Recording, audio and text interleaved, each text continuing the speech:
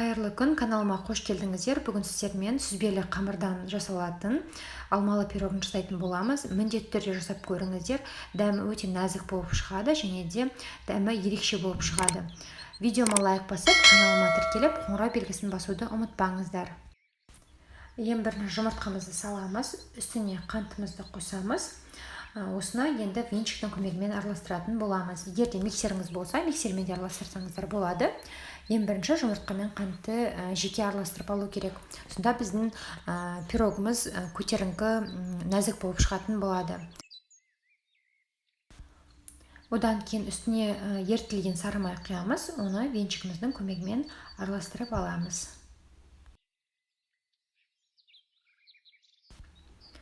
Үстіне айранымызды құямыз, тағы да араластырамыз. Енді келесі қоспамыз творог болып табылады, яғни ірімшігімізді қосамыз. Менде дүкеннен алынған престелген, яғни ұнтақталған ұсақ творог. Осындай творог қоссаңыздар болады.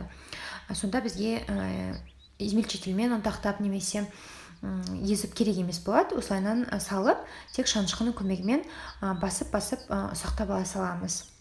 Егер де сіздерде кесек ірімшік болса, онда міндетті түрде измельчительдің көмегімен ұнтақтап ұсақтап алғандарыңыз дұрыс болады.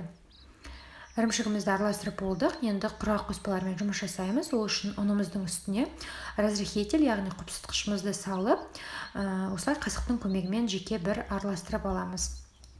Осылайынан араластырып болғаннан кейін біздің сұйық қоспамызға саламыз. Енді венчигіміздің көмегімен араластыратын боламыз. Бізде араластырған кезде қамырымыз өте қатты сұйық емес, және де қатты қою да емес. Орташа мен қазір видеода көрсетемін сіздерге. Осындай қоюлықта болу керек. Және де ішінде бізде творогтар міне осылайынан көрініп тұрады. Осылай бізде болу керек. Біздің массамыз дайын болды. Енді қазір формамызға салатын боламыз. Мендегі форма диаметрі 22 см. Формаңыздың астына фольга немесе пергамент қағазын төсеп алыңыздар. Міне осылайынан толықтай массамызды орналастырып шықтық. Енді қазір мен үстіне алмамызды қоятын боламыз.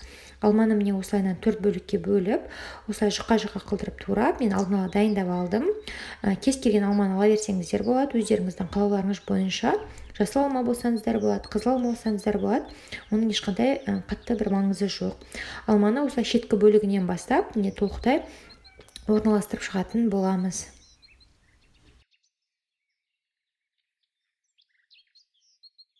Шеттерін орналастырғаннан кейін ортаңғы бөлігіне де міне осылай алманы қойдық. Енді қазір алмадан кейін үстіне мен корица себетін боламын.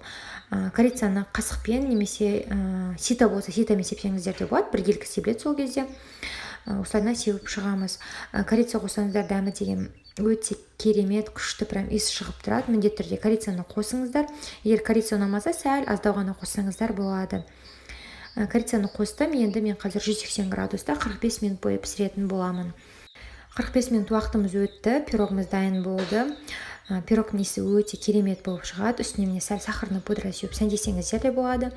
Қазір сіздерге кесіп көрсетемін.